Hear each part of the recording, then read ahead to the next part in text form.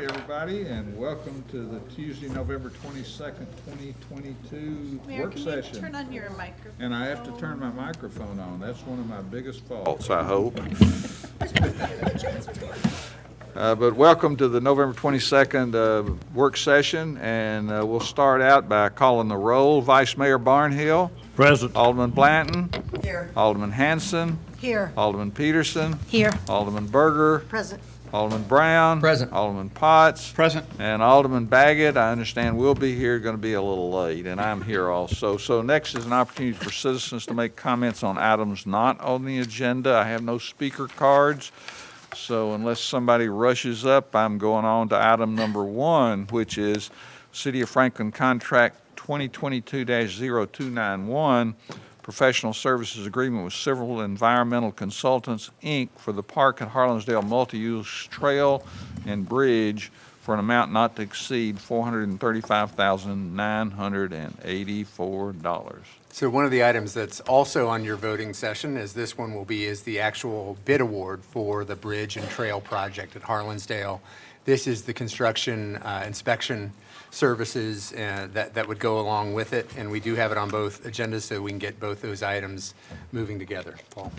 Add to it. I said this at CIC, but generally, when you put federal funds in a project, it's about 7 to 10 years to deliver a capital project. We did this in about 3.5, so very proud of our team that was able to get this done and push it forward. So highlight their effort. And there's Happy about to- $2 million of grant funds in a $3.5 million construction project. Happy to answer any questions. So when do we think construction would start? It'll probably start after sometime in February is my guess. We have to have a pre-construction meeting, utility meeting, and then we'll kick off construction. Sooner the better, Sounds though. good, absolutely. And how long will it take to build it? It's about a year contract. Okay. How about item 2 is Resolution 2022-76 to allocate tree funds up to $17,500 for the purchase of city trees.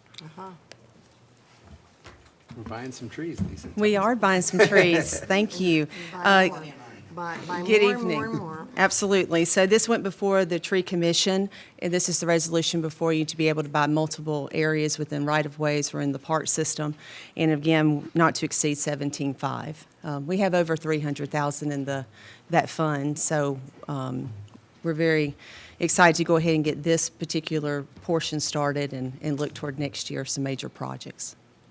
Go ahead, Alderman Blanton. Yeah, we keep a healthy balance in our tree fund, so it is nice to be able to expend some of this money. And if y'all remember, 2 weeks ago, we talked about the list being brought to the Tree Commission, and there were some proposed changes, just some sweet gums, Bev, that were in there. We wanted to, well, we have professionals that wanted to do some change up so that we have longer lifespan and just a healthy opportunity for those to stick around for a little bit longer. So I'm just always proud when the Tree Commission brings something before you, so I had to say a little something, something.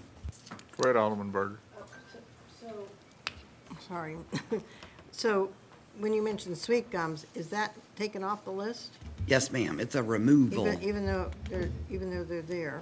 So we are gonna come back with a revised, because we meet so infrequently, it was kind of like a homework thing that we're gonna circle back with our two green service professionals with their recommendations. Okay. So what's before you tonight is really about Right. just the resolution. Okay. We'll Yeah. then work with them to make sure that we, So And the work within reason that why authority. the planning season is we're fixing to be in the height of that. So we wanted to go ahead and get the money approved so that we wouldn't be waiting and lose that optimum time for Yeah, planning. And I just want to make sure that we just reiterate the thing that when we're planting maples, we don't plant them between the curb and the sidewalk anymore, or any of the species that really have a huge root system that uproot our sidewalks, right? especially when we you are go, doing that. especially when you've had problems in the past. So a lot of times with street department, of course, Urban Forestry works with the street department carefully. So many times it is uprooting, whether it's utilities or sidewalks. And so it's best to just work with that homeowner is if they still want a tree, is to move that tree more into that property. things have changed over the years. You had a smaller section to be able to grow, but a lot of times you're planting something that really needs that growth of, 40 or 50 years, and you really need that lower canopy tree. And so a lot of things have changed since then, but we're really paying attention to that now. Yeah, because most of the sidewalks that we're having problems with, and our streets have to go out, those roots are uprooting it when they're between the curb and the sidewalk mostly. Absolutely. And There's so a cost to That's that. a major thing. I want to make sure that whatever we do at the tree bank, whatever we do with parks, streets and parks, we work together to make sure that those trees don't get put in there, because then we are our own worst enemy. We have to go back out, and when the root system takes hold, then we have those uprooted sidewalks. So I just wanted to say that, but And thanks. you've updated your tree policy? Yeah, we Street have. tree policy to reflect those very issues. So Yeah, and we I will comply hope with that as they we are. implement this. I And our wasn't sure. planning department does a great job on new development, whereas we're not involved in that as much from that standpoint. And so they do a great job in trying to Good. navigate that for us. Thanks. Thank you. Your expertise is not going to go unnoticed, Alderman Berger, next time we appoint tree commission. Oh, okay, never mind. Your expertise just wasn't enough to make a cut. How about item 3, which is ordinance 2020-23, an ordinance to create a new chapter 4 within the Title 20 of the Franklin Municipal Code to authorize the disposal of unclaimed personal property.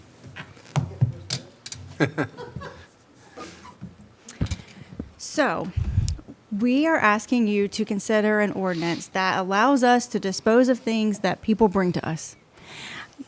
I think you probably would be surprised about the things I've learned about that sometimes get dropped off either here at City Hall or at the Parks Department. If someone leaves something on a park bench or they leave them, at a ball game. And then sometimes it even finds itself in the police realm. Maybe we find a truck and everything in the truck is stolen, but we don't know how to get it back to the people who it was stolen from. So what do we do with it? So this ordinance kind of explains how we would, some things we know we have to do by law. So if it's money, we have to return it to the state, and the state has a way of dispersing or trying to find owners of money. And things kind of like money, pension and those kind of things. But bicycles, baseball gloves. We recently had a truck full of lawn equipment that was all stolen, and we couldn't figure out where it went, who it belonged to. And maybe it was stolen in a different state, but we tried to find owners, and we couldn't. So this helps us figure out what we do with it, how we dispose of it, how we give notice, and what we do with the proceeds if we end up selling it. A lot of times with parks, they like to donate. So if Lisa wants to talk about what they do, but this really just codifies what we need to do. Yeah, a lot of times people don't want other people's clothes, of course. So we do a lot of donation, but we find clothes every day. And so a lot of times, this just, again, as Shauna was stating, this provides that avenue because we do find bikes. We are finding other materials. And with Franklin Baseball and our sports, a lot of times we've always donated that material back to them, so if someone is in need. But most of the time, people do not claim it. And so we find a lot of different things. So this provides that opportunity for us to know what path we need to take. Like your most recent expensive find. Yeah, the most expensive find is an e-bike. And so we've had it now for over 90 days. Still no one will claim it. So it's amazing so we don't know if it was stolen or if it came from a different city nearby. So there's a lot of that takes place. Now you know somebody's going to call after hearing this. Yeah. They might. That would be actually wonderful. Yeah, but they We're would still have to- waiting on this to be approved, so But they'd have to describe it and all that. absolutely. And, So, but this they- doesn't just provide for us what Sean has been very good to. This includes public works, includes public safety, includes any department, and again, having that avenue of which way to go. We understand what to do with our own equipment, but having it when it's not ours as a city makes a difference. So let me ask you a question. So if you find something like a whole bed of lawn equipment and no one comes to claim it and you have to disperse of it, are we allowed to assimilate that into our own parks, or do we have to sell it? Right. No, there are ways. What we would probably To do is, acquire it? yeah, in that situation, we would probably sell it and then use that money to purchase, because we have rules about how we purchase things. So we would probably sell it and then purchase something if we needed it. The ones I'm talking about in particular, though, if we think it's stolen and we're not really sure how we have it, we turn that over to the police department, and then the police department Right. try to figure out, like, if we can find owners. A lot of times we have VIN numbers, but if it's stolen out of state, we might not know. But we don't normally keep returned items. Yeah. And how about clothing? Do we have an opportunity just to donate those now? When they've been around for so long, we can donate them like to Graceworks or something? Or We do we have do. to wait for this to be passed? We don't just donate to one area, we donate to just about any nonprofit. Mhm. Yeah. So if just someone giving says there's a an need, example. or usually, at least monthly, we're taking boxes over. Especially this time of year, you think about, we have a lot of jackets, a lot of, mittens, a lot of stocking caps, things like that, but even during the summertime. Yeah. Kids get hot, they take it off, then they walk away. Yep. Alderman Peterson. I was looking at it, it says cash checks, bank accounts. What do we mean, bank accounts? So if something were to happen and we had, I don't think we have anyone's bank accounts, and we don't really keep that kind of thing. But so this language in particular is specific. Well, it's the specific language we have to have based on state law. So if we were to have access to someone's bank account, we do garnish wages from other sources if someone owes us money. We've done that before. So if we had access to their bank account and we took the money and we weren't supposed to, or something like that, and then we can't find them to give it back to them, that happens, people move, we would give that money to the state and say, this money is for this person or this business, and we can't find them anymore. You can take it, state. And then, at the end of the year, they post that big list yeah. of, we have money for you. That's kind of how that happens. But we do garnish other people's bank accounts. And pension funds? So if we had someone's pension funds and then they moved and we couldn't find them, we are supposed to take the funds that they're supposed to be collecting and give that to the state if we know that they are in that, like if they started collecting, then we couldn't find them. So we don't Thankfully, have any of these. we don't. But this is what's in state law to Okay. cover this. If we ever did. These Yeah. types of broad range of assets. Yeah. And- We know who our pension Yeah. people are. We have an easy time. But if something were to happen and someone were just to move away and we couldn't find them, this tells us what we're supposed to do. And the state law requires us to have this language in our code. And if it's given to the state, they'll have the social security number. They can try to track these people down and send them a letter, and they do. Right. The state law, Yeah, they do. the state's really in charge of getting lost Yeah, they or do. unclaimed money back to people. That's really their job. So make sure you look for your name anytime that comes out in the paper. Did. Did you have some? Yes. I always go, yeah, right, but one time it happened. Well, that's how it works. People. Some money got put into my wrong bank account, business and everything, and I had shut one down and restarted it, and someone had written a check, and they kept telling me they paid me, and I said, nope. Yeah, they did. And the bank, that is weird, so you ought to check that. Everybody ought to check it. Yeah, you should. How about item 4? Item Resolution 2022-80, a resolution to amend the city charter to allow the vice mayor to vote when serving as mayor. So the last couple years, we've had our mayor be absent and had a vice mayor serve, and it occurred to us, the way the charter is written, that it prohibits either the vice mayor or if one of the aldermen is serving as the mayor pro tem from voting. So they fully act as the mayor, which means they give up their vote. And we didn't think that made sense in terms of when you think about especially ward aldermen who are representing directly a section of the city, or the at-large aldermen as well, that in a way it takes your voice away or your vote away in this process. So Shauna's drafted some pretty straightforward language that would provide for the ability for those serving as vice mayor, acting as mayor, or the mayor pro tem if it was appointed amongst the board, to retain your vote even while you're serving as mayor. Anything else, Shauna, you want to? We, as you know, it's a charter change. So you will be asked to vote on this at the next meeting, but it takes state action to make it real. So we would then ask, and it says in the resolution, ask Senator Johnson and Representative Whitson to carry this to the state. And I don't really expect any issues, but you never know. But hopefully we won't have any issues. When that happens, it comes back to us, and then you have to ratify it. So this is a 3-step process. This is just step 1. So you make the ask of the state passes it through the legislature, and then you come back and ratify it, as Shauna said. I have spoken to both Representative Whitson and Senator Johnson in the last week. They're good to go. They just need your fully enacted resolution next meeting, and then we'll forward that on to them, and they'll incorporate that in the legislation they're working on for the new year. And these types of bills don't count against their limits. Sometimes they have bill limits, but something like this that is a specific charter change does not affect them on that, so that won't impact any other actions or legislation they want to work with. And the vote count doesn't matter for the first step, this resolution, but generally speaking, they won't take it if it's not unanimous. And then on the back end, on the ratification, it's 2/3. If at least 2/3 of you don't vote in favor, it won't pass. So, Go so the ahead. question here is, it all sounds great. I think that would be smart, but is there any downside to that?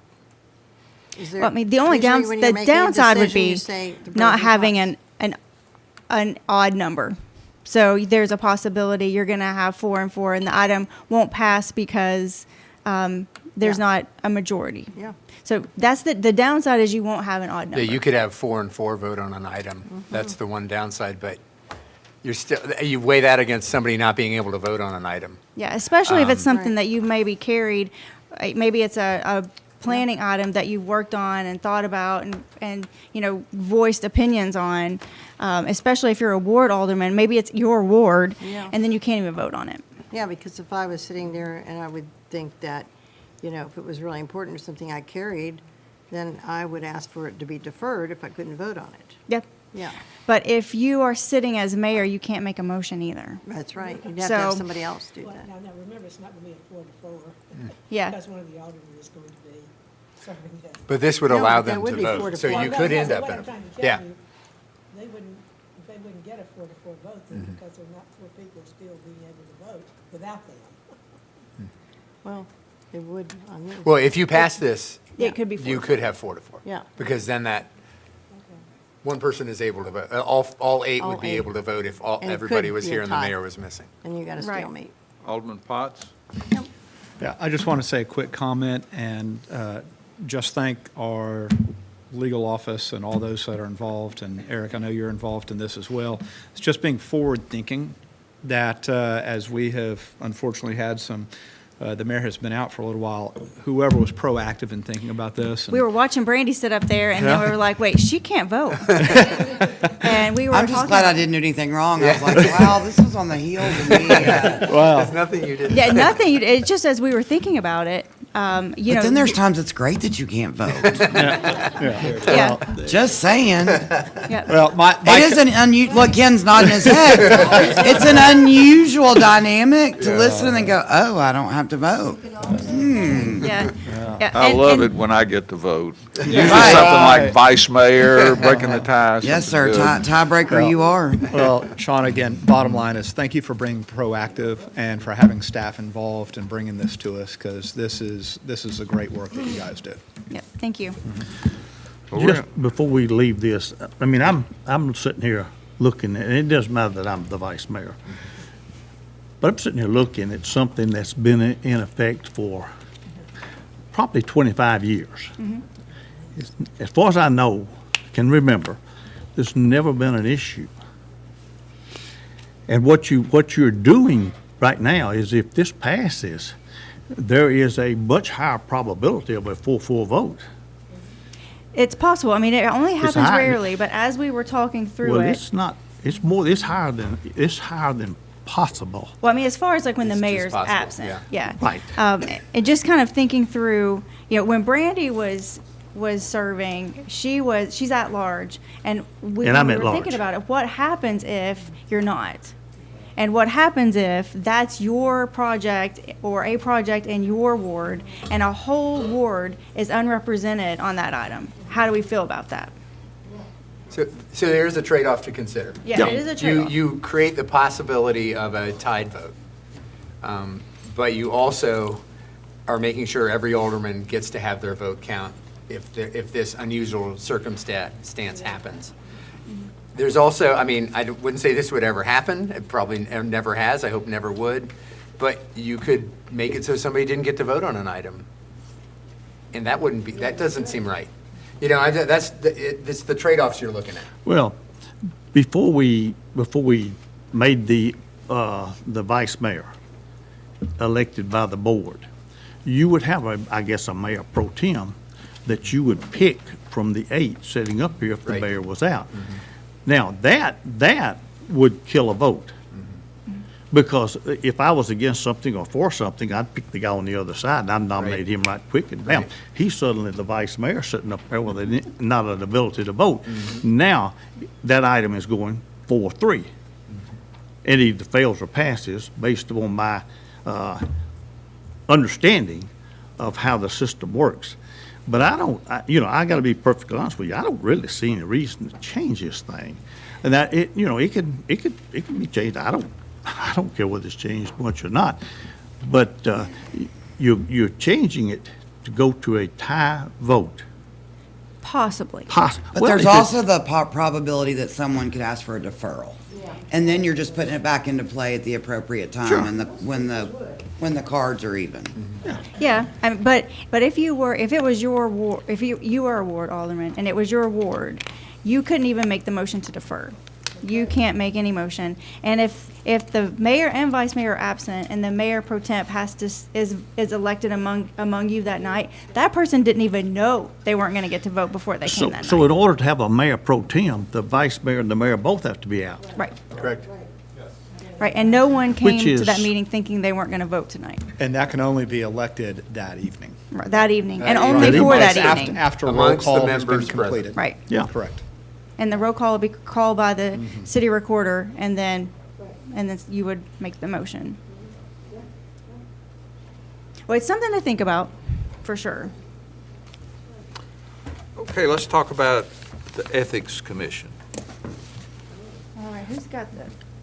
You want to pull up the Yeah. PowerPoint if we could? Can you help us with that? So it has been years since we pulled together our Ethics Commission. And as we started thinking through it, it just became clear we need to just reconstitute the whole Ethics Commission. And you guys remember when we were together and did our training, we kind of talked about the well, first of all, you guys have ethics rules and city employees have ethics rules, and we talked about the Ethics Commission. And we're just going to sort of talk a little bit about what that means as we get it pulled up. Just give us a minute. Yeah, we're going to give you guys a minute. Anything you want to talk about with ethics while we wait?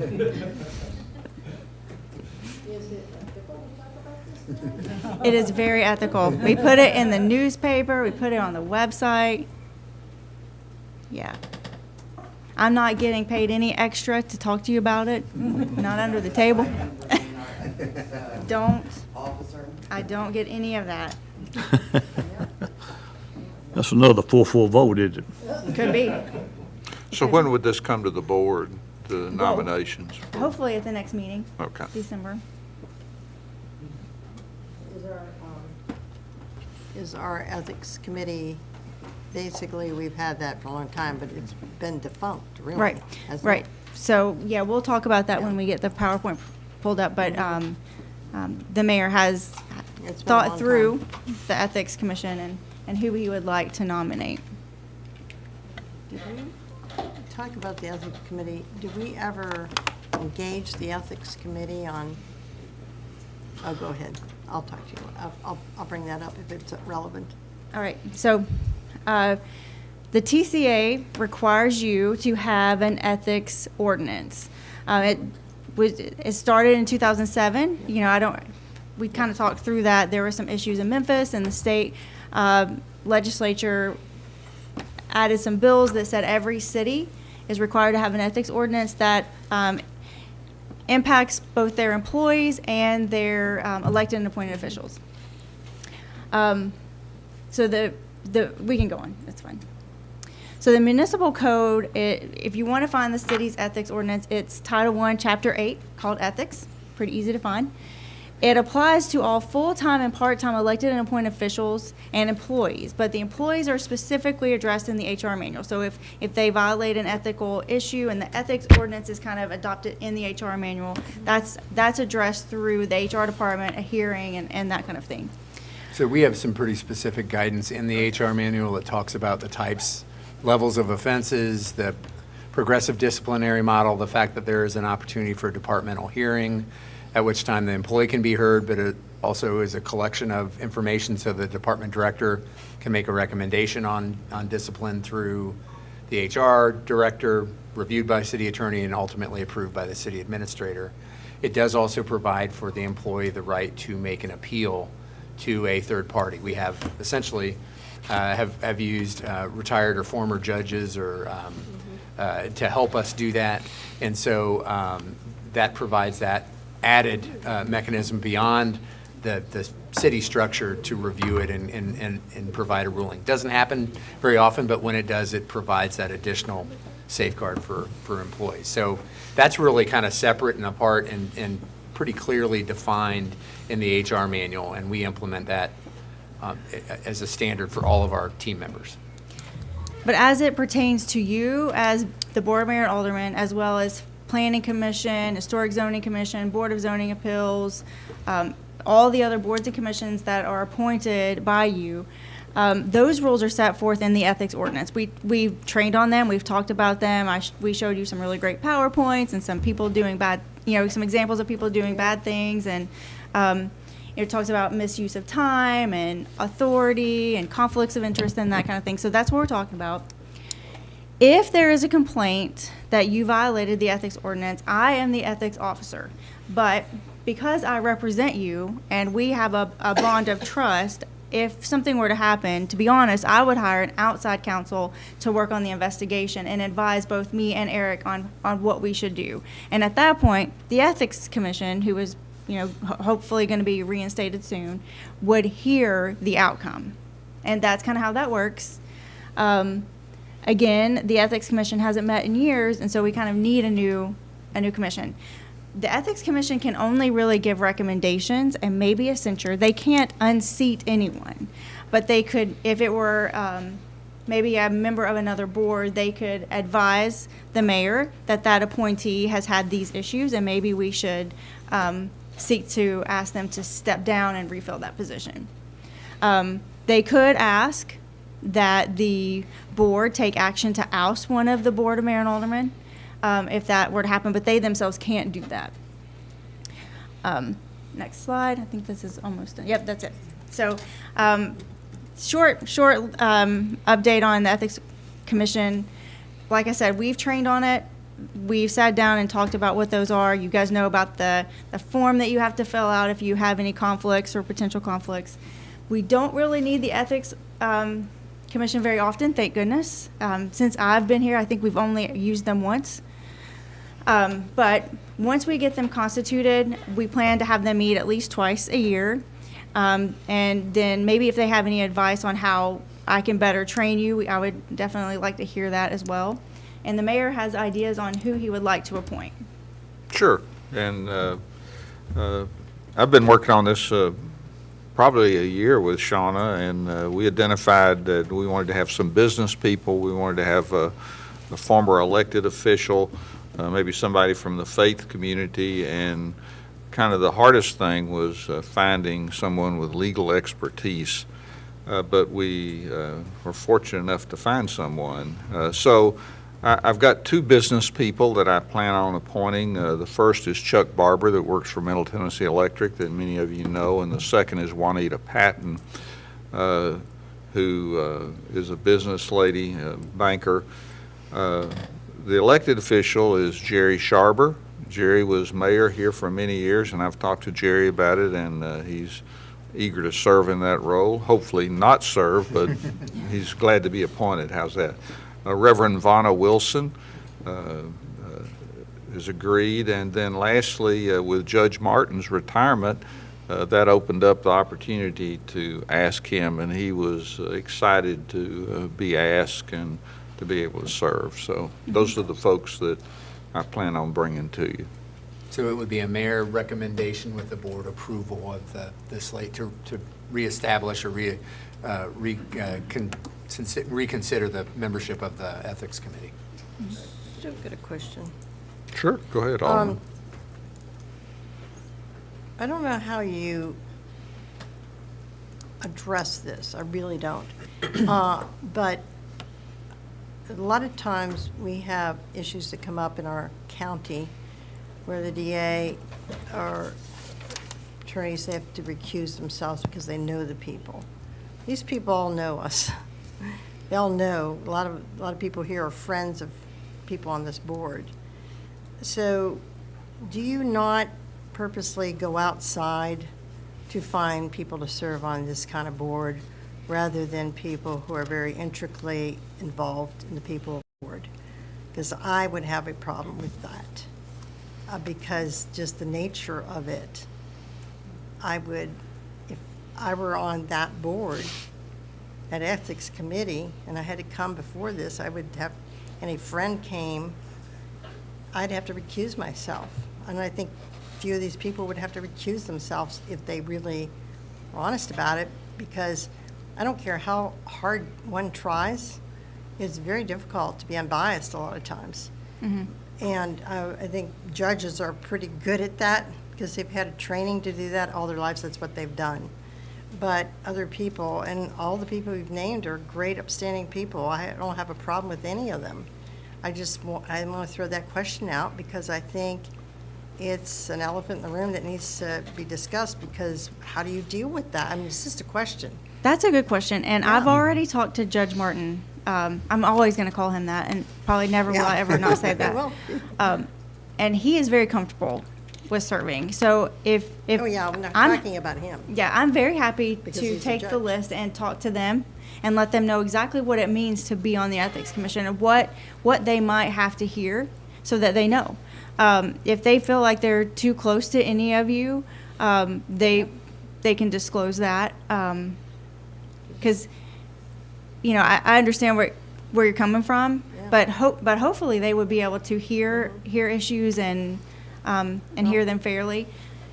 Well, Yeah, you know, I think it's a valid point, but you're kind of balancing things here. Because you We have want people on somebody the who has roots in the community, understands and knows the community. You don't want somebody who doesn't know anything or anybody. I don't know that that will bring you the insight that you would want. So I think having people that have those connections Well- is not necessarily a bad thing, as long as they can involve themselves objectively and work through it. If they feel they can't, then they could remove themselves from a certain case. But I think you benefit from people that have a depth of knowledge in understanding of the community, and I think that's kind of what this group brings. And you can't probably have people that have a depth of knowledge that don't at least know people at some level. So, I mean, it's kind of a balancing act, and you have to kind of look at each situation.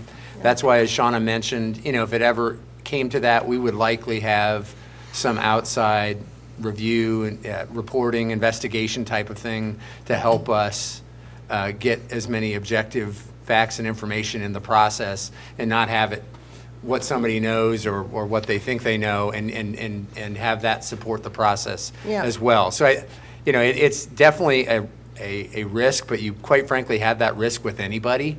But I also think you benefit from people that have this kind of connection and understanding of the community as well. And as I thought about it, I thought that it was important to have people that understood our community.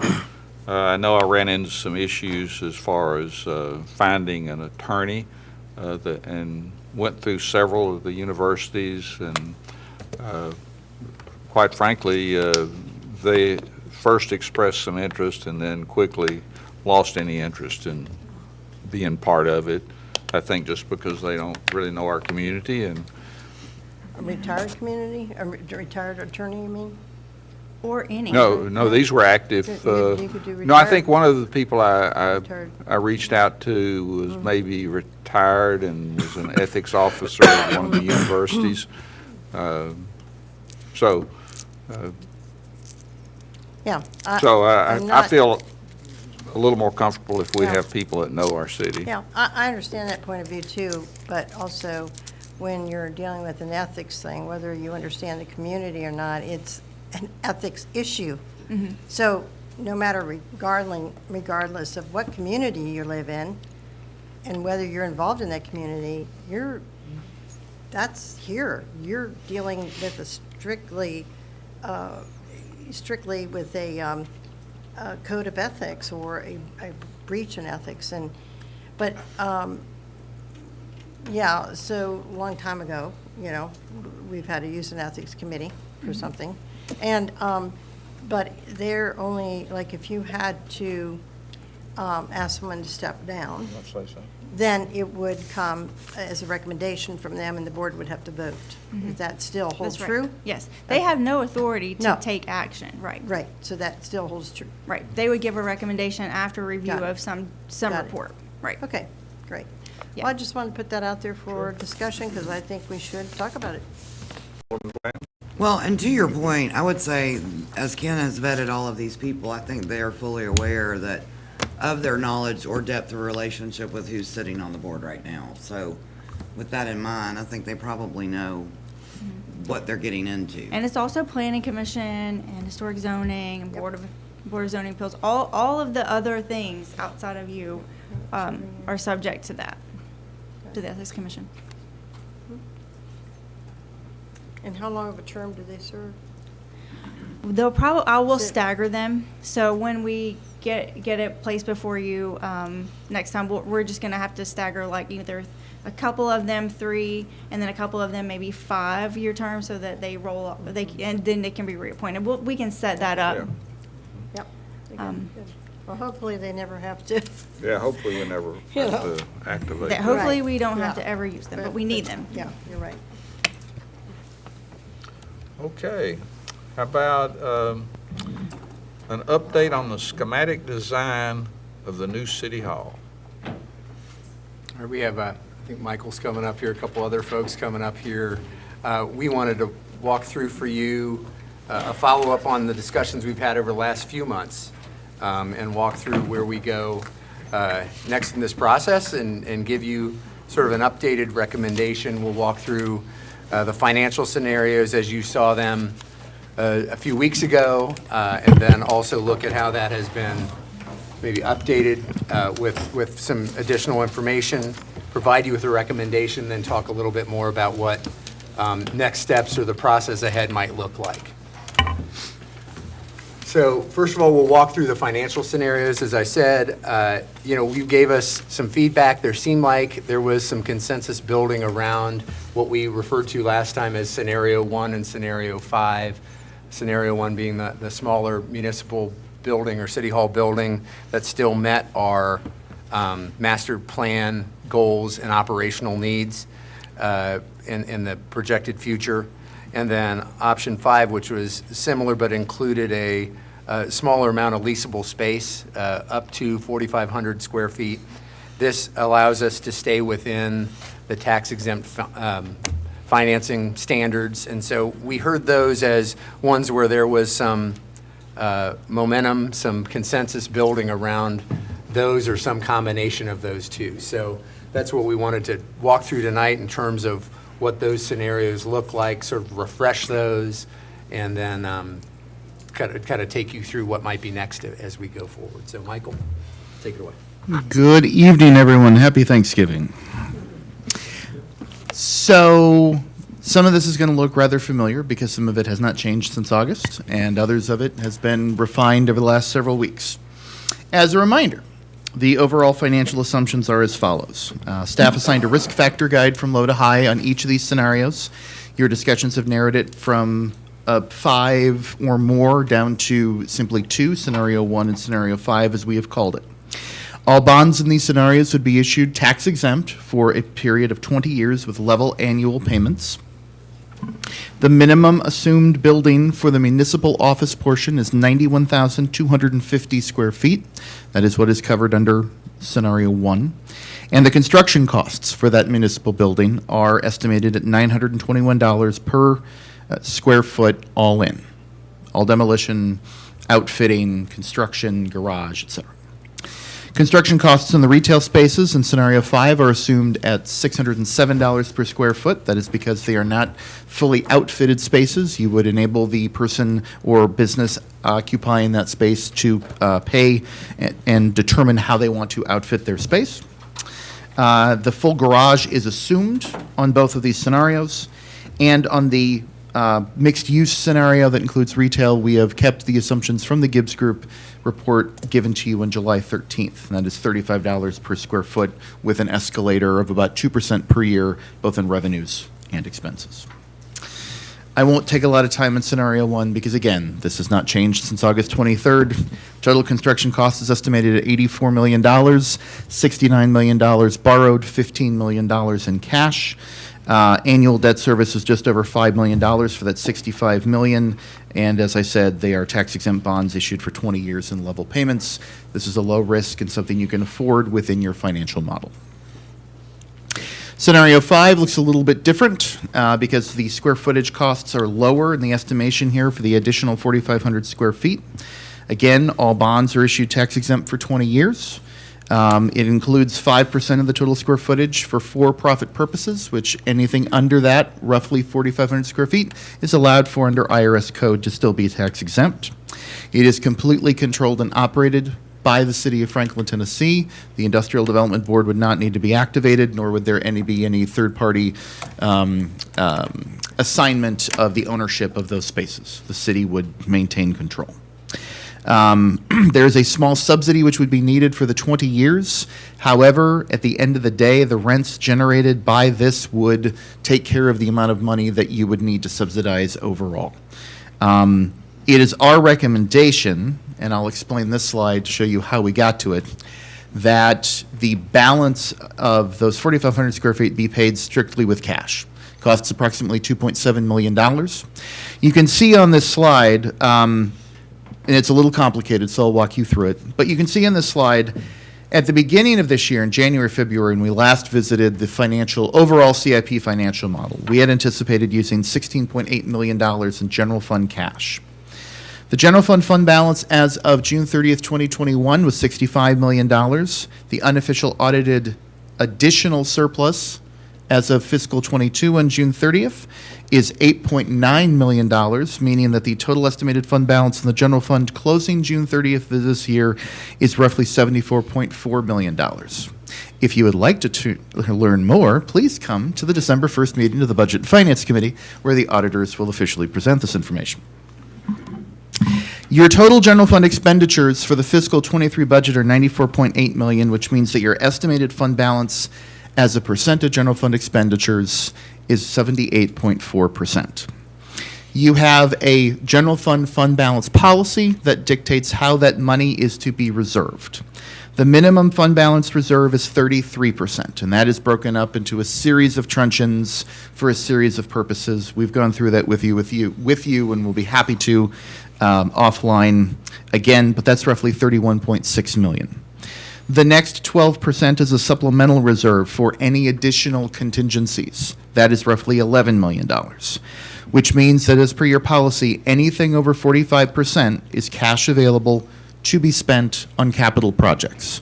That is roughly $31.7 million. That is $14.8 million more than we had anticipated using on CIP projects at the beginning of this year.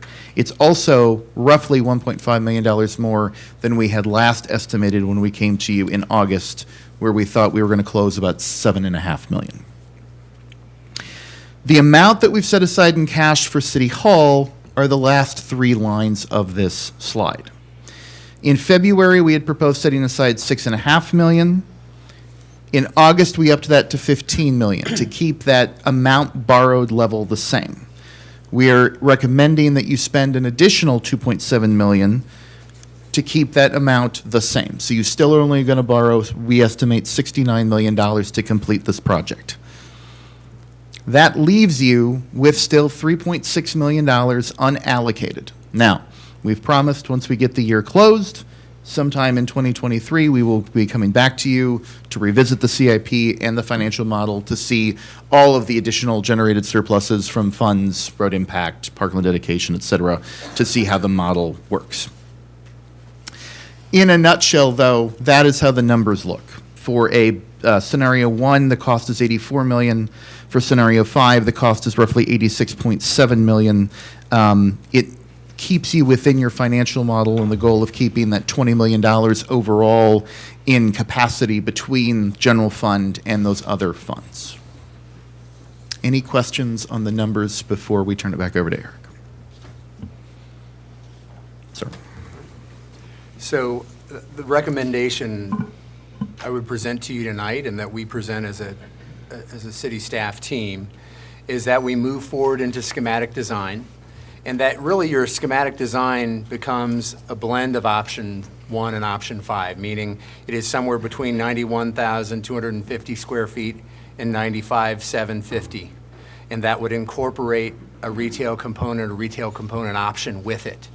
So we know there are, we showed you test fits, but those numbers have some inherent flexibility as we design things and refine that. So we would likely be somewhere in this range, accommodate the modest retail component, but also consult further with our retail expert about how to best implement that in terms of where it would be, how it might fit with the rest of the building, with the surrounding area, help that be instructive to what we design. So we're not at a place where you can totally hone on it in exactly on a square footage anyway, but incorporate those components. What this option provides us is the ability to move forward with a operational center, a city hall that meets our projected needs. You may recall the master plan process generated the same goals reached, but with a larger building. What we have done in the last 6 months is reduced the footprint of that building by approximately 24,000 square feet. In terms of building cost, over $22 million. Yet it still meets those operational and programmatic goals that came out of the master plan. I think that is significant. I think that is important because it's not just building a building, it's meeting the operational needs, the functional needs of the community. As Michael had referenced, we would do this on a 20-year level debt service, which is consistent with how we normally finance projects for the component that is funded with debt. Again, this does maintain future flexibility. You will create that platform with the full parking structure below, but you will not build on that full footprint. So you have the ability to expand the building if you have future needs, but you don't have to. You have flexibility inherently built into that. And then ultimately, the really important part too is it allows us to maintain capacity for future needs in other ways in the community. It preserves the capital investment component that we had preserved previously. We maintain that now in terms of unprogrammed dollars. And then it also provides, it doesn't create the pressure that we saw in some of the other scenarios that might obligate you to create the need for more tax capacity or dedicate more property tax to help meet those obligations in the future. Ultimately, it's an opportunity to fund and build what will be the community's building to support the operational needs of this city government now and well into the future. It will be something we will be proud of, and I would look forward to moving forward with this. With the board's direction and concurrence, we would move fully into schematic design. There'll be lots of checkpoints where you will give input and be engaged in the process, as will the public, as will the Planning Commission and others, historic zoning. Kelly's going to walk through what that might look like. If you give us the green light to move forward with this blended scenario and this recommendation, and then we'll be glad to answer some questions from there. So, Kelly? Thank you, Eric. Vernon and I are going to walk through this. We're going to lay out the plan for the next year, starting with next month. So in December, we'll plan to explore options for the commercial space, as Eric mentioned. which includes re-engaging the market analyst and economic consultant Bob Gibbs on recommendations for the highest and best use of a smaller commercial footprint on 3rd Avenue, with that goal of activating the streetscape along there, as well as recommendations for the ideal location and function within the block face, alongside maintaining efficiency and functionality for City Hall, its primary use. We also plan to go to the Historic Zoning Design Review Committee to update them on the results of the reprogramming and gather input on the exterior massing and the overall design direction for the architecture, scale, massing, etc., for City Hall, as well as the commercial space, because that adds another element to the building. So next month, we'll be kicking off the schematic design layouts and the overall design for the project. And then we'll be returning to BOMA in January, February of 2023 with the feedback that we received from the economic consultant and the feedback from the DRC on the overall building and commercial space. And we'll also include a revised PSA at that time to amend the scope of the project to reflect those recommendations. Vernon? Thank you, Kelly, and good evening, Alderman. And thank you to Eric, Michael, Christine, Shauna, and many of our other colleagues that we've engaged in this important project, because it is the community's building. I wanted to build upon what Kelly has shared to you. Where are we going over the next year? Because your input will be important, not only after we hear back from Bob Gibbs on the highest and best use for any commercial space that we can incorporate into the building, but also to bring back a PSA for the additional square footage shortly after the first of the year. In January, as Kelly mentioned, we will take the plan to the Design Review Committee with 25% of the schematic design, the scale, the massing, how the architecture will begin to look for that building. We'll do it again in February with 50%. And then at that time, we'll also engage yourselves and the Planning Commission during a joint workshop to review that schematic design. And that's important because, you know, while you're going to give us the go-ahead on the schematic design, on the construction drawings, and the demolition and redevelopment of the site, the Historic Zoning Commission issues a certificate of appropriateness for the scale, mass, and architecture of that building, as they have done in any other buildings within our historic preservation overlay. And we want to make that as seamless as possible. Then in May of '23, we'll bring back to the Design Review Committee the 75% schematic design, and then bring that to you in June of '23 for additional input. And then hopefully in July, we'll be able to take it back to the Design Review Committee, and we've checked all the boxes. That's really, really the goal, with you as well as the review committee. It hasn't come, as you've seen, before the Historic Zoning Commission yet. But then that sets us up to come back to you in the fall of '23 with the 100% schematic design, and then an updated PSA to look at moving into the construction drawings, with hopefully approval of the schematic design and the PSA to move into the next phase in October. Around that same time, we will definitely come back to you with updated cost projections and keep you informed along the way. And as always, if you have any questions of where we're at in the project, we invite your questions. Thank you. So that's kind of how we would move forward. We provided you with a recommendation, but we don't want to take that step till we hear you give us the green light. We have a schematic design contract set up that provides the capacity to start this process in December, bring you an amended professional services agreement that reflects fully the revised square footage or vision there, and then we can fully support the schematic design process as Vernon and Kelly described between now and approximately a year from now. So that takes a year. From there, we would guess that the construction drawings and getting those bid documents together takes another year. And then we're ready to move forward into actually physically taking care of this building and moving into the next chapter and the next century, hopefully.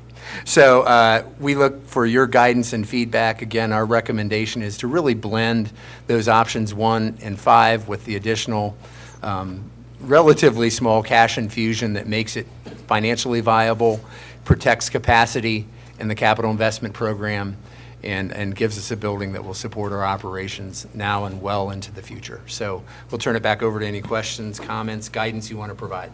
Alderman Blanton, then I'll get Alderman Peterson. Just after a that. comment. I have no problem with the schedule. I would probably suggest that we move the final approval back to a target of September, if at all possible. I'm sure you all have thought of this. 2023 is an election year. There are 5 of us who may or may not still be sitting at this table, who have walked this journey, many of us for longer than just a year or two. And I think there's a lot of misconceptions about the need for this. And I'm not saying that it's a hard fight, but I think bringing in a new board members, heaven forbid mayor, it would be a really difficult thing to get this approved if it lingers. And I would just hate to see all of this hard work go askew. So I know you all have thought of that, hence October hard. I would suggest we pull it back to a September hard stop for a decision, because we just don't want to jeopardize all the hard work that's brought us to this finish line. So, Lord willing, it won't, and it'll all be well, but yeah, I would back that up by a little bit. Alderman Peterson? This is not quite exactly what we're talking about right now, but I'm a numbers person, so it just occurred to me, how much is it going to cost to move the existing offices and everything, and has that been added in to? That is part of your project budget. Okay, yes. that's a part of the project budget? Yeah, that is overall in your project budget. Okay, so where is it in there?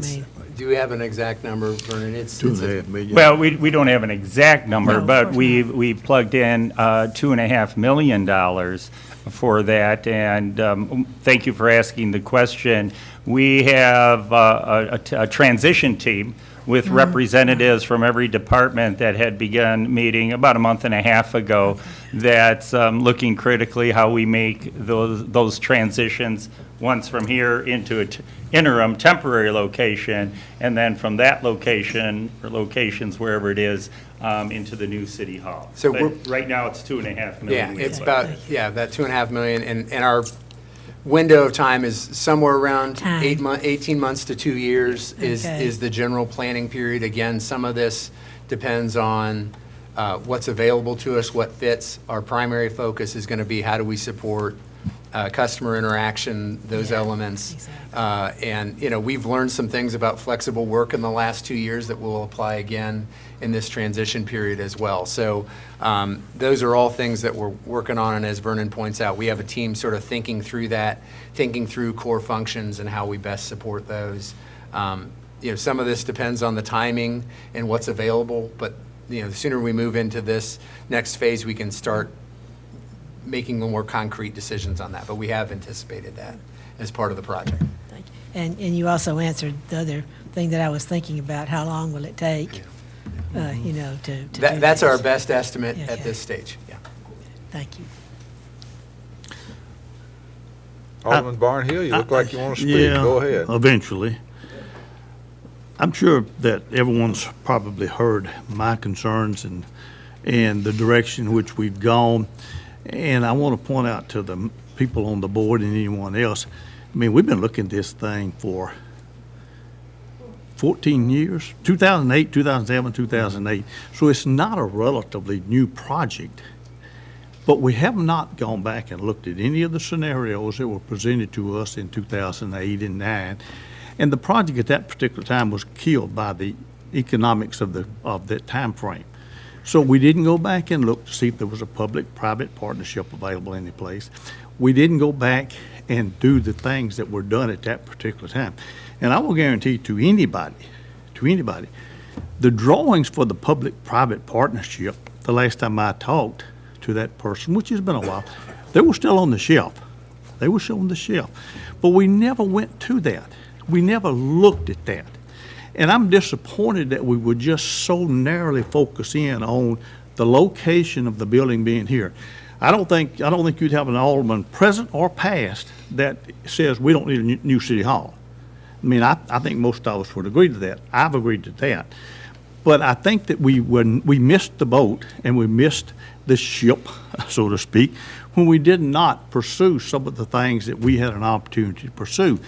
And I don't want to belabor this and say that, because I heard one alderman say last 2 or 3 weeks ago that they doubled down on the location for this, and that's fine. I mean, you can double down on location for this, but what you're missing is opportunity if there, and I can tell you, the cost at that particular time was the developer building it and leasing the building back to us for 30 years, something like that, and then we own the building.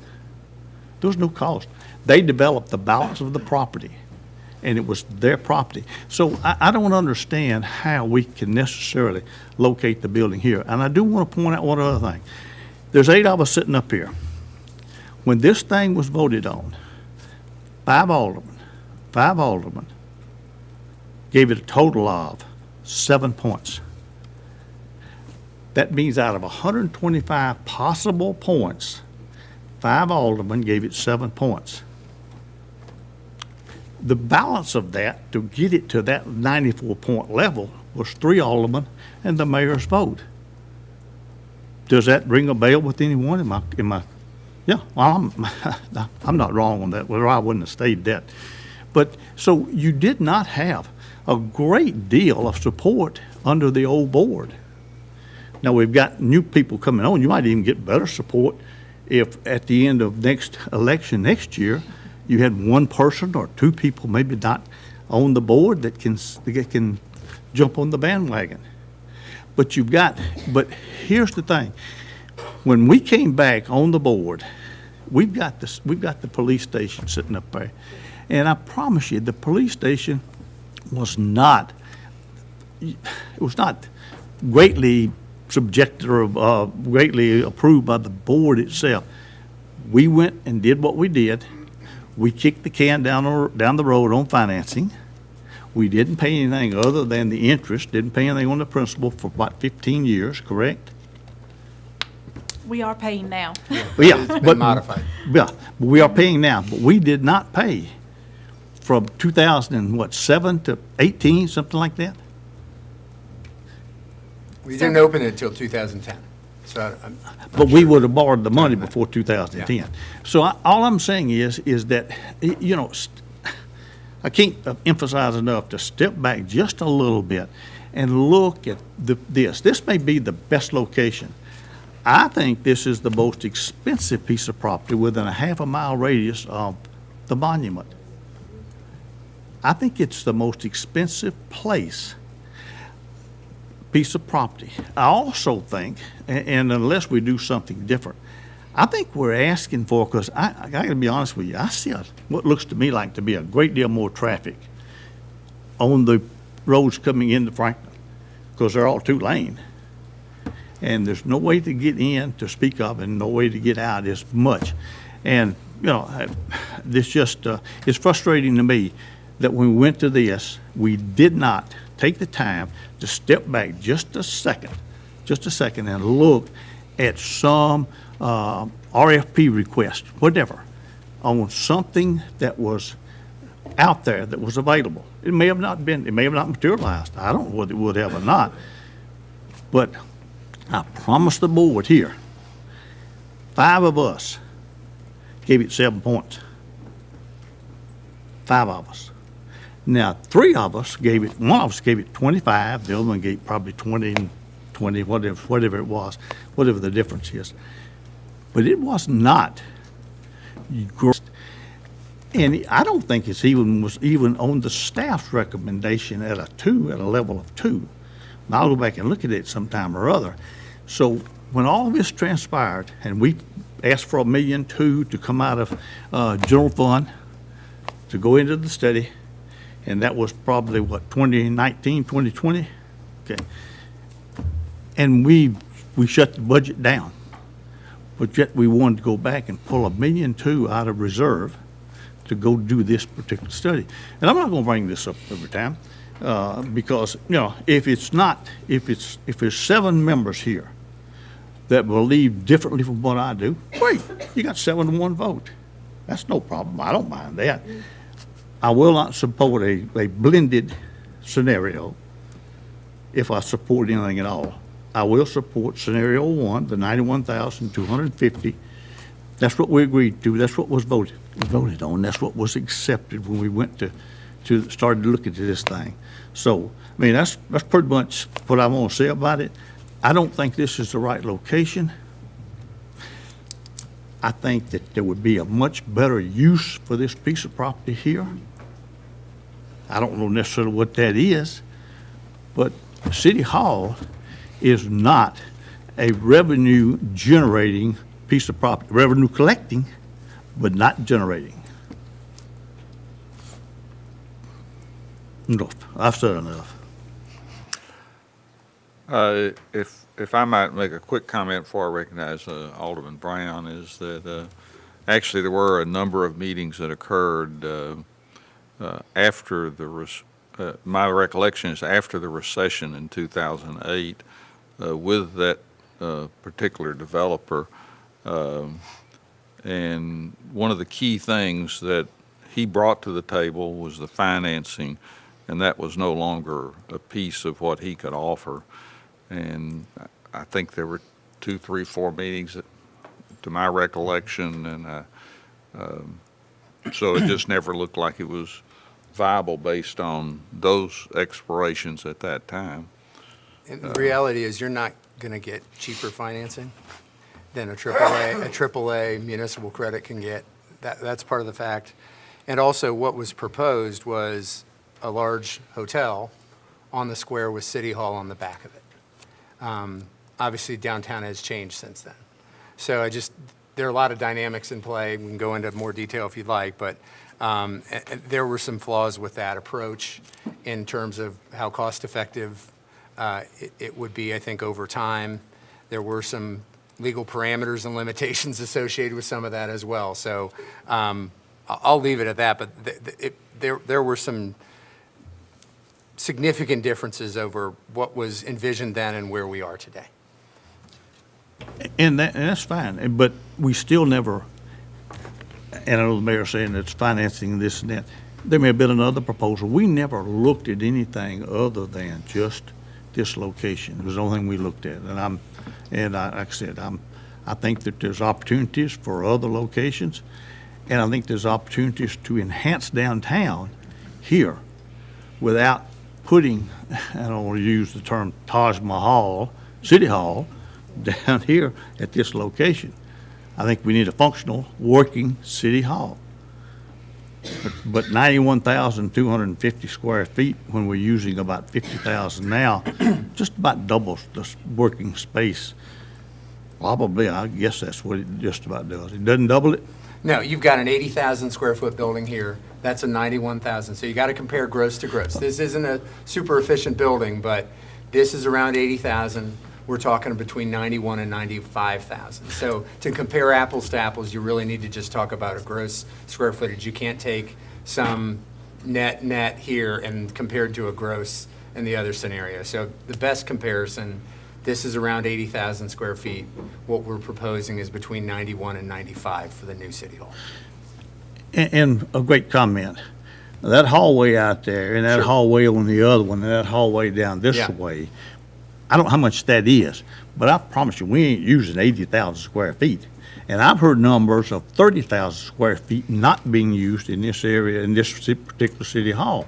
So that's the only number that I'm using, is what I've heard in the past. It's just not, you can't compare it to the gross square footage of a new building. That's not an accurate comparison. I can, You can say whatever you want, but I I'm can just say saying, whatever, yeah. when you look at the building, yeah. gross to gross, 91,000 versus 80. That's. Well, you should that's really a- have a that's an smaller objective footprint comparison. on the new building. You really should have a smaller footprint on the new building. So, well, you're also looking at trying to meet the needs of a growing city for the next 50 to 100 years. So that's part of what you're trying to think through too, not just what you need to operate today, but what you'll Not- need to operate in the future. I'm not cutting you down on what you Sure. think you need for the next Sure. 50 years. Yeah, I understand. Alderman Brown, I think I had you. I really, despite the fact that I'm the one that said double down on location, I do appreciate a lot of what Alderman Barnhill said. I do. The reason I still believe in this as the location is I think there's a lot of intangibles that you can't really, it's not about who's going to walk in this building and do business here, but to the brand of Franklin, to the brand of our downtown, for the vitality, for the energy, for the hub of our city operating in our downtown. I don't know how to monetize that, but I can tell you it will make a significant difference to operate out of here. Look, if there was a spot a block back that would be just as great, fantastic. I don't think that exists, but I think we have this spot. I think we ought to use it, and I think it's a great place for our city hall to be. So I will continue to double down on location. What I do agree with is I still struggle a lot with just the price tag and the size of this thing. You know, I think we all were hopeful there was a private-public partnership in there somewhere. I don't know that I could tell you that I totally understand what that looks like or that I've seen anything that I think really matches what my expectation was of that. That's where I definitely am in alignment with you.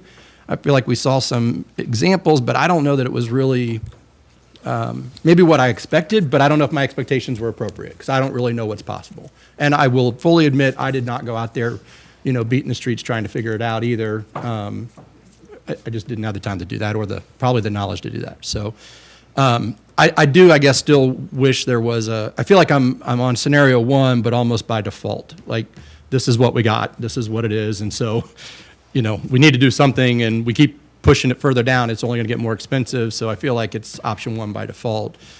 Where I'm a little uneasy again, I guess today, a little bit more so than I was coming in, is as you walk through the depletion of the overages in our capital improvements. I have walked this city hall around Ward 2, actually beyond Ward 2. This is a hard sell. I'm just going to tell you, it's a hard sell. Even if you can sell people on the idea that you need a new city hall and that it belongs here, it's a great expenditure. And most people will tell you they'd love to have some sidewalks. They'd love to have intersections that move cars through a little quicker. They'd love to have some better roads. They'd love to have some parks. They'd love to, I mean, there's a whole laundry list of things that people in this city would love for us to do that would have direct benefit on there every day that maybe this city hall doesn't. So I'm a little, where I don't even want to spend the money. I don't want to spend more money. I also don't really love the idea of depleting the overages and knocking down our, I'd love to see that capital improvements go into the things that people need here, sidewalks and streets and intersections. And, you know, we're going to be working redevelopment and infill development within Mac Hatcher. We've got old infrastructure. We've got things that are just going to have to be starting to be updated, starting to move forward. And I think we're already scraping the barrel on the things that we have in our CIP, and I think that list is going to grow. I mean, we've even talked in the last 2 months about things that we may need to chip in on for things, and so it'd surely be a whole lot easier to go back into the community and say, hey, we need this city hall. We think it's going to bring something great to our downtown and continue the vitality of downtown, but we also are going to make sure that we're taking care of the things that our residents need in this community too, and here's some things we're going to put some dollars towards as well. That'd sure be a whole lot easier discussion than just spending $100 million on this building. So anyway, that's it. Alderman Berger, and then I'll get Alderman Baggett, who looks eager to. Well, Oh. I have no semblance of order here with my notes are all over the place because there's so many things to say. Public-private partnership, yeah, I would have loved to have seen that. I think that would have been my number one thing. I think we missed the boat in not exploring that further. I will just go on record and say that, but we are where we are right now, and I think we have to deal with where we are. The board before, many boards actually, I think in 2006 and 7, and then again and again, I think most of the board members made their voices heard that they wanted to keep City Hall in the square. I never heard that the majority of the board wanted to ever move City Hall. So I think that's important to think about. The other thing is the studies that are out there. The studies that we've seen, the experience that people have seen when they've moved City Hall off their square. That speaks loud and clear to me as a businesswoman. As a business person, I have to look at those things when I'm dealing with clients in any kind of realm about revenues and smart decisions.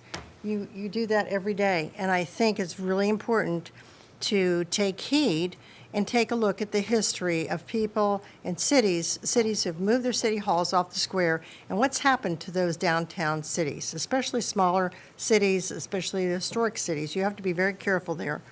And a lot of those, if you look back into the last 6 years to 10 years and under, lots of those city halls are moving back to this downtown core because of that very reason. And also, their downtown has taken a hit. It's the hub of the city business. So, is it a hard sell to our citizens? Well, yeah, but we have to house the people. The money has to go into things that people need here, but we need a city hall because we have to house the people that run the city. And if we don't do that well, then we don't run the city well. We have to have a good roof over our heads where we can put the newest technology, where we can have the best scenario for our city hall. And so I see there's always going to be needs. There's always going to be clamoring of sidewalks and roads and everything. Those will never go away. But we have to deal with City Hall, and we do need to build it. And we do need to build it wisely and smartly, and I think we've hashed this over and over and over, and staff, and Eric, you have all of you, the staff has been bringing us good scenarios back, options to really consider. And I would just go on record and say that I support the blended scenario. In fact, that's the only one I would support, because I think it's a wiser use of our facility long-term. Years in the future, if we ever need that space, we can do away with the retail and we can take that space back over if we ever need it. But I definitely think that that is a wiser component, or the wiser choice on that. It is the most expensive piece of property here, and that's why it's extremely important we use it very wisely. We build it wisely. We build it to what we need here and in the future. This town is growing. It's going to continue to grow whether we want it to grow or not. And we are not shrinking. And so to build a city hall with the services and the departments, that it behooves us to be smart in how we do that and not shrink City Hall and not say, well, we don't need. Now, Clyde, you brought this up before, and I totally agree with you that there's going to be a lot of different changes. We've seen them over the years. People don't come in and pay their bills. They're going to be paying them online. A lot of these things are going to be different, and in the future, there's going to be some things different that we don't see today that we will go back and go, oh, wish we knew that then. Well, I think this is a pretty forward-thinking board, pretty forward-thinking staff and administration, and we're looking at those things saying, what if? And I think we're planning for it. I think the way you've planned City Hall here and brought this to us, I think I see that wise, the wise thinking behind that. And I appreciate that because we have to be cognizant of that. So definitely, I am totally supporting City Hall staying exactly where it is. And the only other thing is the price tag. Yeah, it gives everybody heartburn. But as I said, all the needs that we have in the city, this is one of them, and it's a huge need. And we have got to house the people that run our city and care for our city on a daily basis. So with those things, I would just say, also, the tax revenue, we will reap some tax revenue off of the retail section, along with activating Third Avenue, which is very important. Activation of our Third Avenue, I think, is very important because we have businesses on the other side. So with that, I think that's all my comments. I would support option 5. Thank you. Alderman Baggett. Thank you. Sorry for my tardiness. I have to make it known that I was at the County Commission Tax Committee learning and speaking on that amendment or that resolution that we were discussed, I guess, was it last work session? So, and be happy to share that with staff and then they can disseminate the information. But it wasn't just, loafing. No, I needed turkey, but I wasn't. So a couple things. I think, because I want to, and I've thought about this a lot. We started down this track and through public engagement, and there was a point where things kind of, I felt like we were all on track, and then there was a point where I think things started kind of rubbing a little bit with the board on this. And I think it has all been. If there's one thing I trust, I do trust staff in all you do, but and this process specifically has been a very transparent, engaged. But there's one aspect where I think, for me personally, I can speak for myself, is this idea of needs versus wants. And I don't know how everyone else feels, but I don't have a real way to determine for the resident of Franklin, like what we need and what we want. And so I know that the 91,000 is what staff has determined based on schematic design is what we need for the next 50 to 100 years, or for the foreseeable future. And I believe that, but I also know that just because of our roles being different, that there's probably things that like I would think is a want versus a need, right? And so I think there's this, that in combination with, I think the first option 3 from January 11th of 21, which was the 75 million, and I understand why it changed to the full 91,000. And I know that was just a kind of a placeholder, I know that we've put back $9 million more dollars. I know where the math comes to get that extra money. But we came down, we were willing to not meet the plan of 115,000 square feet with a 78,500 square foot option for 75 million.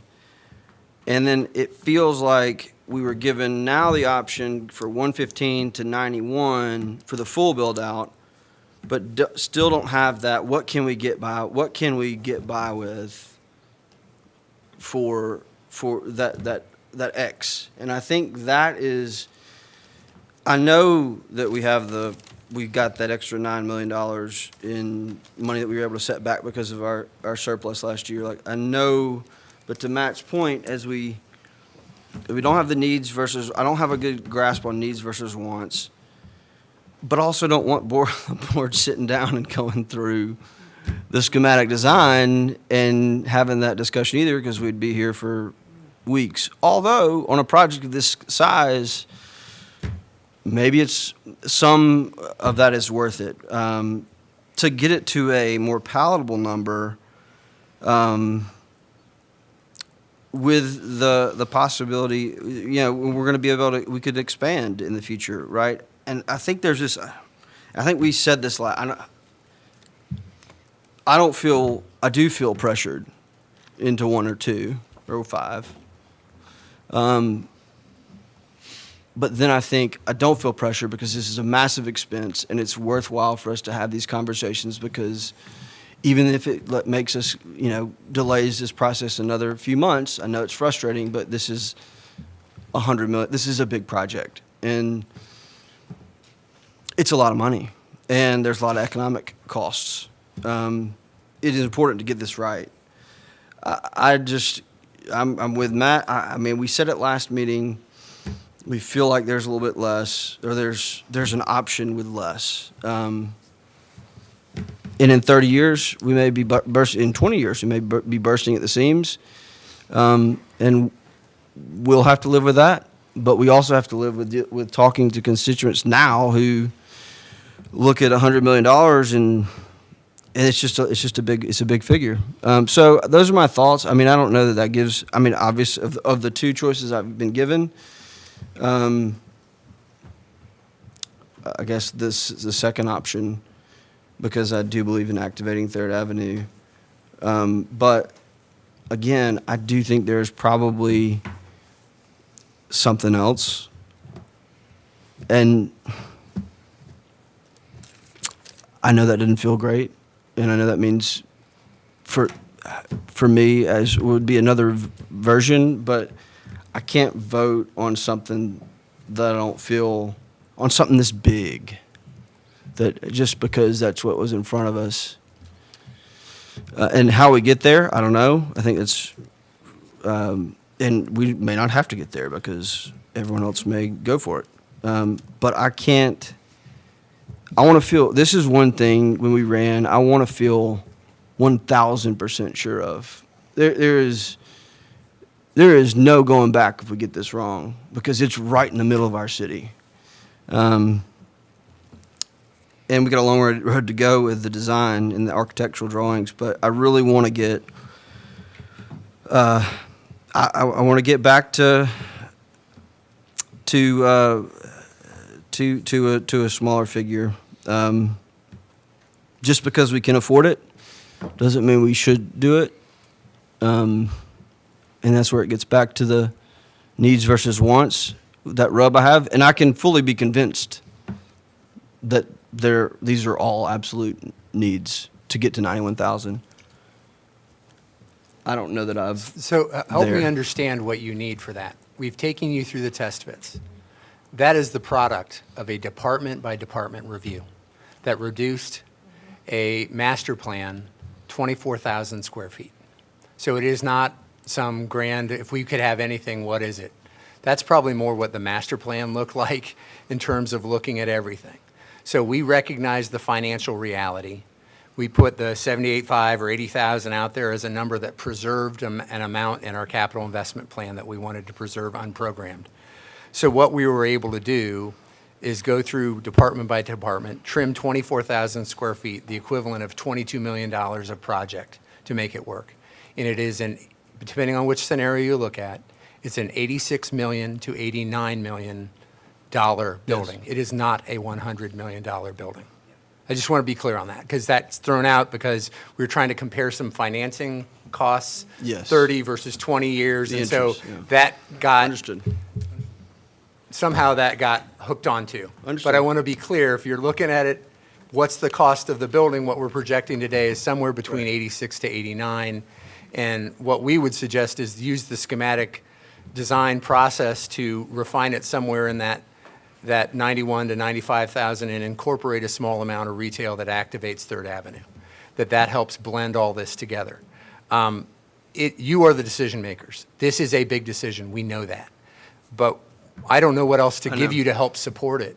And so I'm just asking you if there's something we can do or if you want to revisit those test fits or understand better how we've done it. This is based on the head counts that we have now and that we project in the foreseeable future, the need for meeting space both with the public and internally, what you need for public activity and public space as well. So those are the things the boxes we're trying to check, and looking at a city today that is approaching 90,000, that in the lifetime of this building will probably be closer to 150,000. So that's the job, Yeah. and I know it's hard, and I know it's a somewhat of a crystal ball, but we've tried to make it as informed And you have. and enlightened crystal ball as we can. But I want to help you if there's something else we can do or something else we can revisit to help facilitate that. Yeah, we're ready to go, but we need you to be comfortable with it because you're the ones making the decision. Well, I'd be You know, curious to so hear what I try to respect that No, and 100%. find how we No, can and I help. appreciate you taking it that way because that truly is. I think everyone up here probably feels like we need a city hall, and I'd be curious to know what other aldermen. I could be out on an island here, I could tell you what I would want, but I think this is I'd be curious to know if any other aldermen before we go down this track of me telling what I think. I mean, I'm just curious if anyone else, or if everyone's just ready to stroke the check. That's fine too. I'd be curious this is a work session, so I'd be curious for other comments. I'm going to go to Alderman Hanson and then let everybody speak, then I'll come back to Alderman Berger. So the way I look at our current city hall, it's like a used car. You've had it for a long time, it's paid for, so you're like, well, you know, it's paid for, so maybe we should just hang on to it. But then it's the $400 a month here, the $200 the next month, and over a course of time, it really starts adding up to maintain that car, just like it costs a lot of money to maintain a building that's deficient in so many ways. So when we pose this to the public, we have to look at, is it better to keep the used car and continue to make large cash outlays on that used car? Or do we buy a new car that has a warranty that's less likely to break down on us? There's going to be a cost to either one, but it's probably better to go with the new car that's going to be more efficient and run correctly, and that we don't have to keep worrying about a roof or a leak or the inefficiencies of space. And it is a reality that we face as a growing, prosperous community, as unpleasant as it is. But I do pose the question, as Clyde brought up, is there is another space, and why have we not entertained it, even though maybe this actually is the more ideal of those two spaces, and the other one is only a couple of blocks away? So why have we not compared those options when that one would not require underground parking? But we've gotten so far down that path that it's hard to reverse course at this point. And it's a known space that's been out there for quite some time, and I know that some people within the city have been aware that it was available as an option, as, you know, if we'll give you this space and then maybe a cash stipend for this space in return to do City Hall. And it's a very practical spot for it if you don't want to be right here on the square. So I got obviously into this late in the game, you know, being elected the end of last year. But I do have that question, you know, that Clyde has of, you know, what were any of those additional sites and why not this site? Or was it looked at and just dismissed because it wasn't on the square and you really wanted it on the square? It's just a question that I do have. I can support option 2, which was scenario 5, that has the retail component for several reasons. Number one, it activates the roadway in the streetscape and brings people together. But secondly, long after our bonds are paid off, we're going to have revenue stream from it, and we're going to be paying back our citizens. So I can't just build this huge building, as Patrick's talking about, knowing that it's all cash outlay and nothing coming back. So the retail component will bring us money back. It could potentially be an expansion if we were to need it at a later date, but that's the one I would support. And if we do scale back any more than this, and we do have to add on at a later date, the cost of time can be so outrageously expensive, as they've witnessed when they first started planning this 14, 15 years ago. Who would have thought it would ever cost as much as it does today? So you have to build it and be done, because you can't build it based on the need at the time, because look how long this process took. And we're government, and it's never going to flow like a regular business. It's always slower and more hurdles to jump through. So we've got to be one and done with this when we do it. Anybody else want to speak before I go back to Alderman Berger? Go ahead, Alderman. Well- Alderman Potts, let him speak. Go ahead. Yeah. Thank you, Mr. Mayor. I really just wanted to hear all of my fellow aldermen and what their insights were. By the way, Michael, you have been so diligently writing everything over there. I actually want to hear your insights here in a minute. You're writing a novel. All right. Couple of things. I'm in support of keeping City Hall right here on the square. I think it makes Franklin unique. I think it is the heartbeat of our city right here.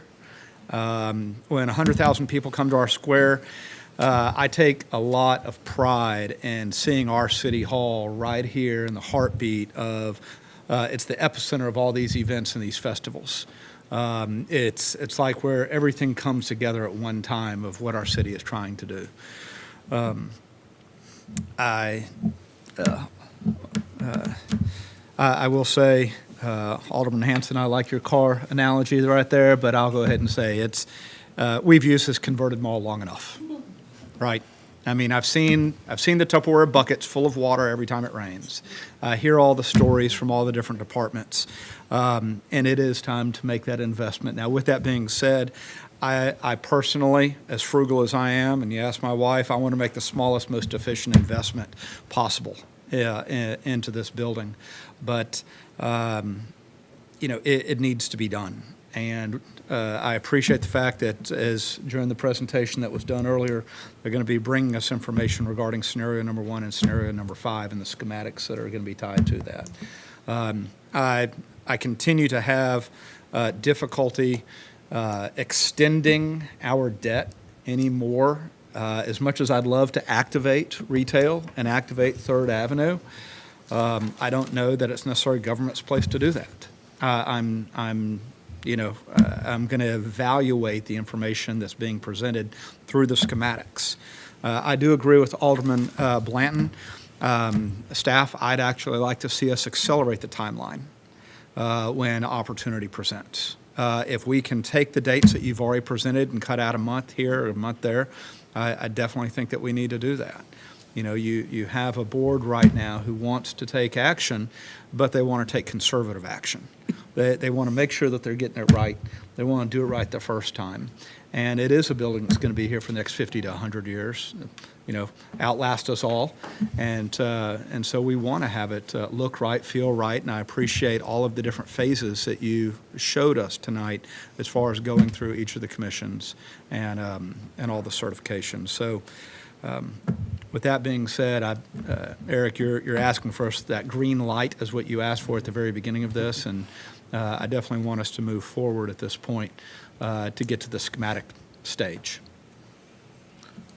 Alderman Berger, thank you for your patience. And you want to make another comment after Alderman Berger? Sure, Perfect. sure.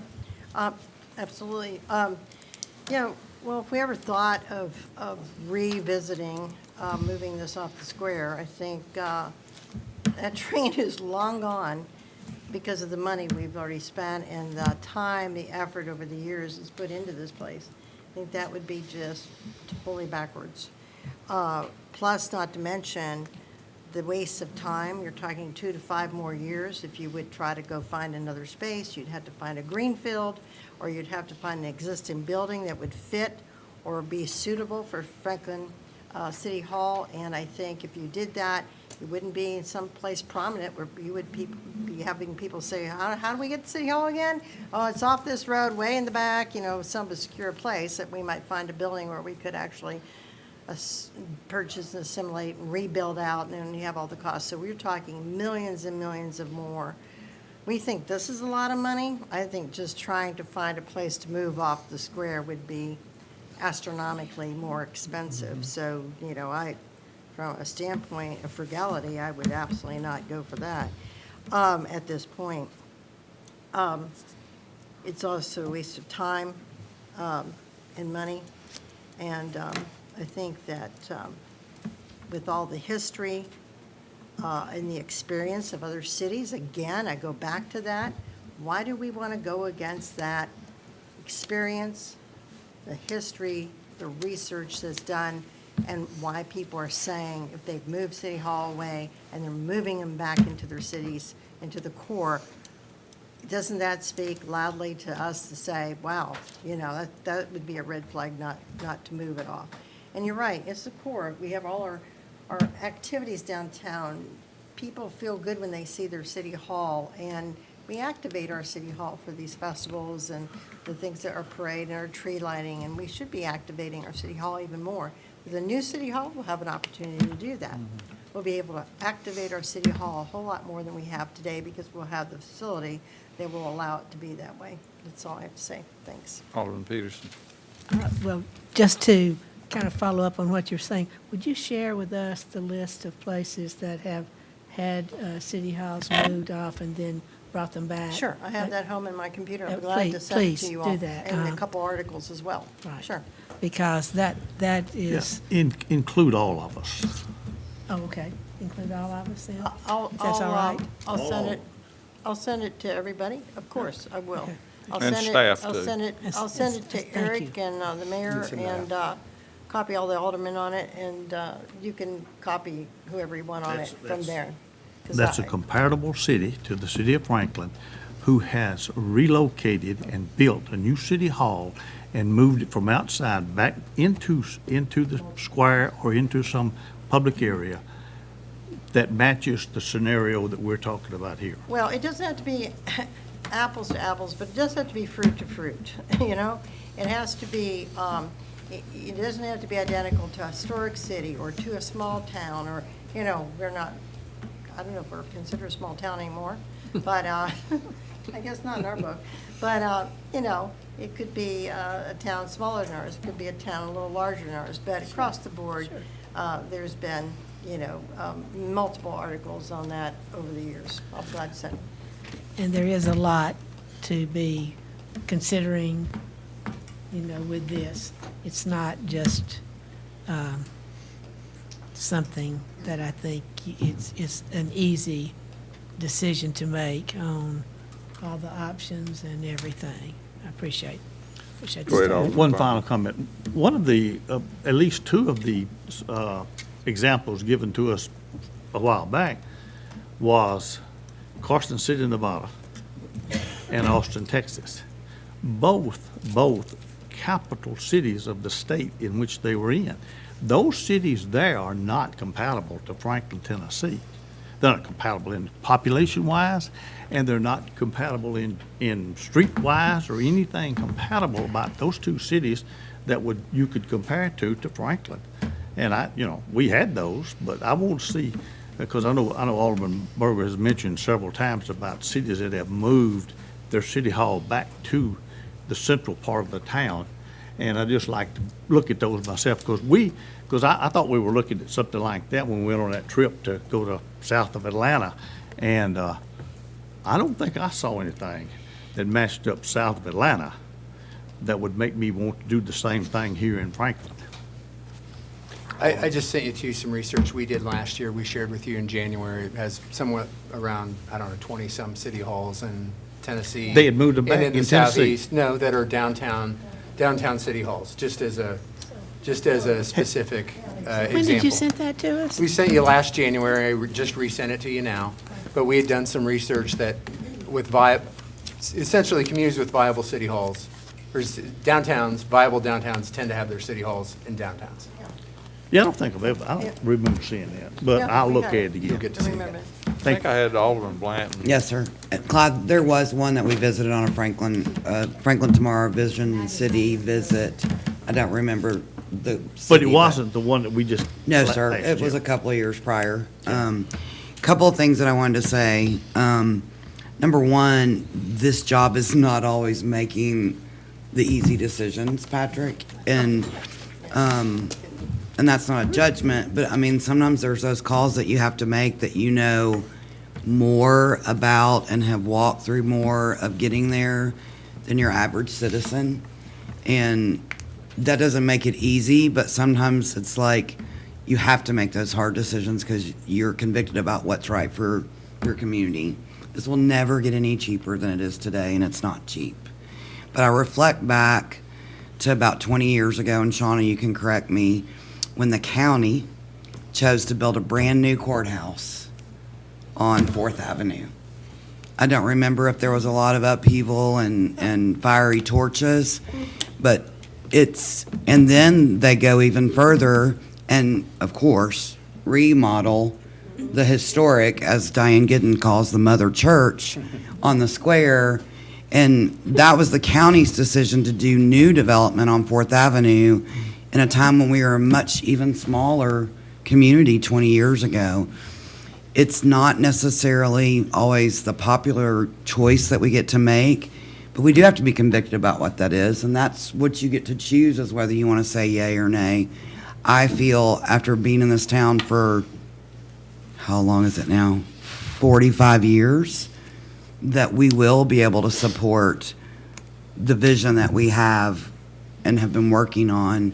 I would rather be like, oh, I didn't think it would end up being used, than, oh, we should have done it when we thought we could do it. And that's my hard hard decision to make. Looking at the schematics is great, and I think there's been a lot of thoughtful, even going back and looking at the retail component, we admonished what our desires are, we looked at that, and we end up with this now. Activating Third Avenue, when you brought that up several months ago, it makes sense than what we have now.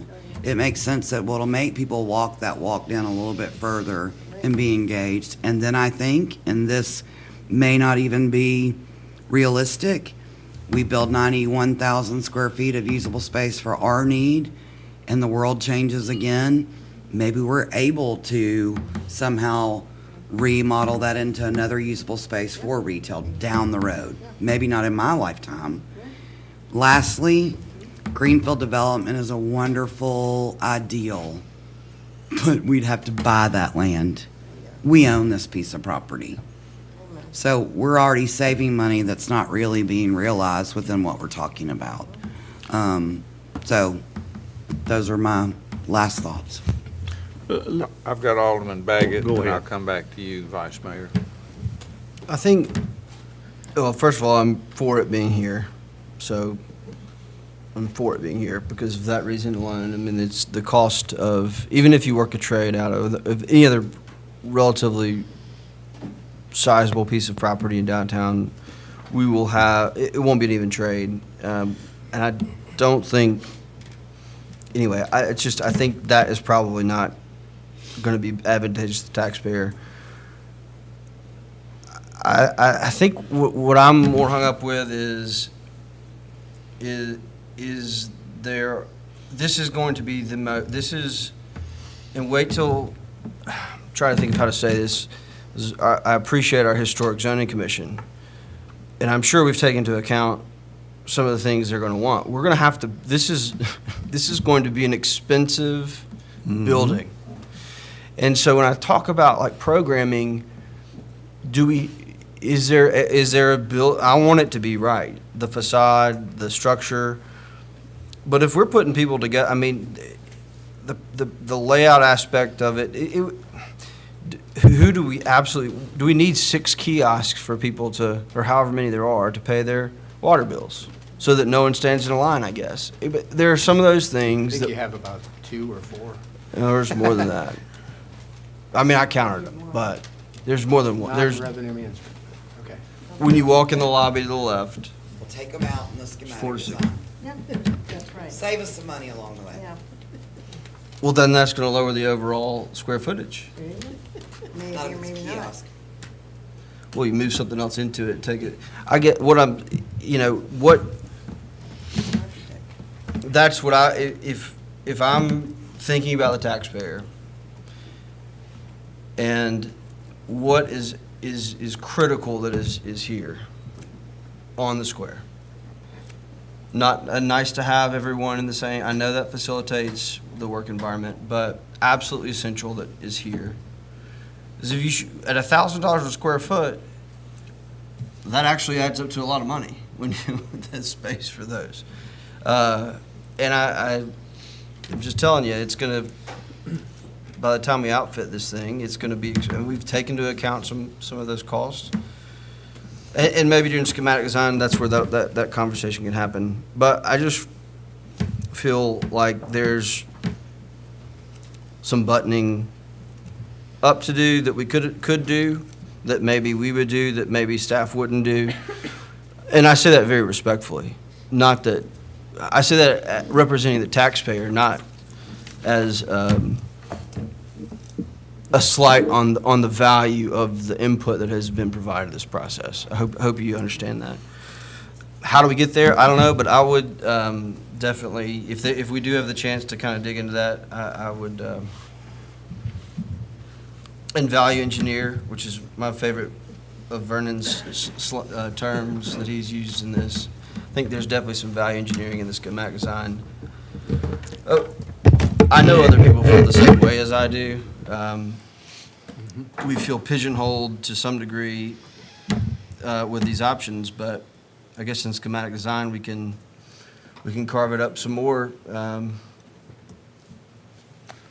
Actually, I don't think we'll have that opportunity, to be real honest with you. I think we'll go with 91,000 square feet, and I think we'll be in the same spot we're in, and that's my hang-up, but this is what we have, or else we have more meetings. And I think that's where my kind of rub is. Speaking of carving up, I need to go to the vice mayor, and I'm going to offer one comment after him. Okay, well, one of the things we've discussed and what I've looked at, you've got, if the building's not here, you got $10,500,000 that's in there to keep the building here. $8 million for the underground garage, $2.5 million to relocate the employees for about 2 years. All I'm saying is, if you built your building, we move into it, then we tear this one down. There's no underground garage. Those options, and you can take that garage that's sitting out there right now on Second Avenue, and it can be 100% not employees. You know, I'm just looking at what I'm looking at, but you know, you're building an underground garage, and it will be filled up with employees at 210. So, I mean, well, let me go back to this, Eric, for your benefit. At best, I'll support scenario 1, at best. I will not support scenario 5, so you know where I am on that. I don't know whether you've gotten a feel from anybody else or not, but I will tell you what mine is. I'll argue the other things later. Well, I'll discuss them. I never argue.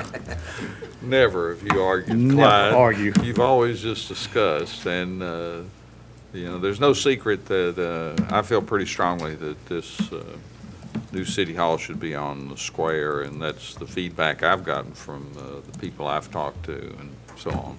But I do want to just refresh or give a little history lesson that in 2007, we elected a new mayor and 4 new aldermen at large. And the first thing we were looking at was new police station. And there was an immediate rush to discuss moving it to a green field. And I know we had lots of discussion and lots of input, and in the end, the decision was that it was not any cheaper or any better to go to a green field to build another police station. So that's just a little history there. So anyway, I think it's been a great discussion. Y'all done a great job on bringing up great points. And Matt, you're going to close us out with a brief comment. It is going to be brief, and that is just, I've heard that before. I'm going to time you. But I have a that is the book on me. Not from Matt, you haven't. But what I will say is, true, thank you. I love Franklin, and I'm excited about a lot of things that we're doing in this city. I'm excited about things that we're bringing forward in this city that I think are going to be amazing for our residents. I'm just not, I want to be excited about this city hall because this is my city hall too, not just as an elected official, but as a resident. I want to be proud of it. I want to be excited about it, and I know I will be. I think I'm right, we're like right here. I'm just not excited yet because I'm still weighing this burden with what I can't quite get my arms around, and I think you said it well, the needs and wants. Bev, I loved your statement the best about I want our staff to be able to be a great staff and build a great city. I think that was a great comment to make, but I'm still just stuck in this size and scope. Haven't quite reached the level of excitement yet to go out and be a great advocate for this thing, so, thank you. Can I end on a quote from a great article, and I'll send this to you. When public facilities move out, the downtown spirals downward as local people invest their energies elsewhere. And that's really important, is the energy of downtown. Thanks. See you in a few minutes.